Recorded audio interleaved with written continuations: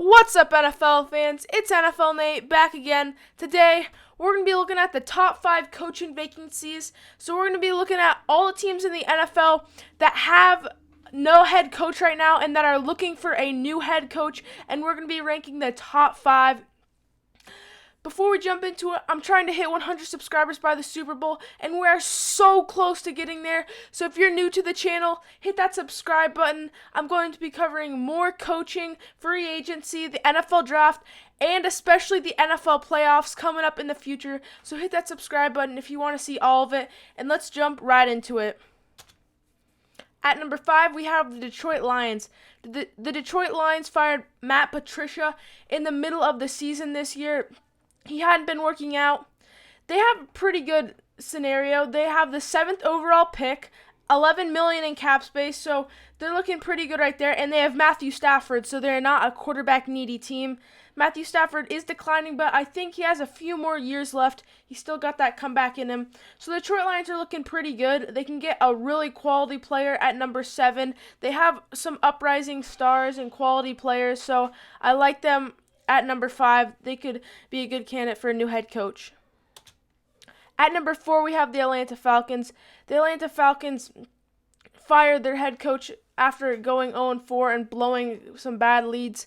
They're looking good because they have the number 4 overall pick. They could go with the quarterback because Matt Ryan is declining pretty fast now, not playing as well, not being able to move, and it's a really good quarterback class. The one problem with this is they have negative $24 million in cap space, which seems really bad that I ranked them number 4. But the reason they're number 4 is because they have a really solid roster of playmakers, a lot of great wide receivers, Todd Gurley, and a lot of good pieces that if they drafted a quarterback, the quarterback would be going into a really good place, and their defense isn't too bad. So Atlanta Falcons are at number 4. At number 3, we have the New York Jets.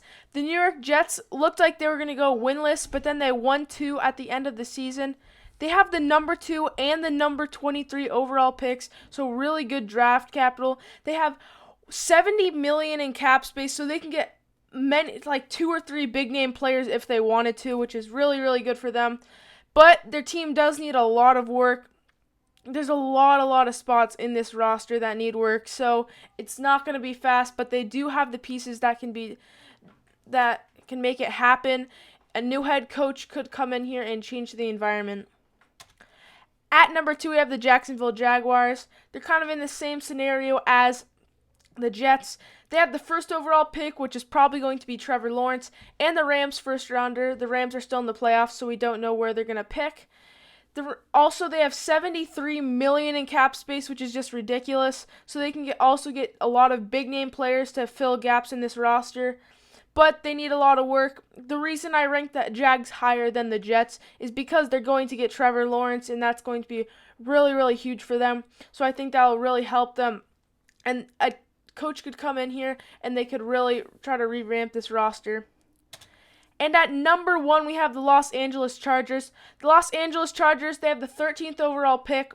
Obviously, they just fired Anthony Lynn at the end of the season after blowing tons of leads and bad clock management, so they really need to get rid of him. They have the 13th overall pick, so decent. $29 million in cap space, so that's decent. So you're asking why the Chargers number 1? Well, they probably have the most talented roster out of all these teams. And the biggest factor of them all is all those teams, they either have a declining quarterback or they need a quarterback. The Chargers have a surefire top 10 quarterback in Justin Herbert and tons of talent around him. They really need help at the offensive line. But if they can get that fixed, this team is instantly a contender. So it's probably the most attractive, mainly because of Justin Herbert. And so I think coaches would love to go to LA.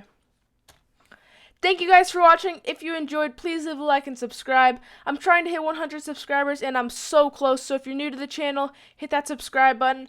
Tons of playoff content, draft content, coaching free agency, all you need to know about the NFL. So stay tuned for that, and I'll see you guys all in the next one. See ya.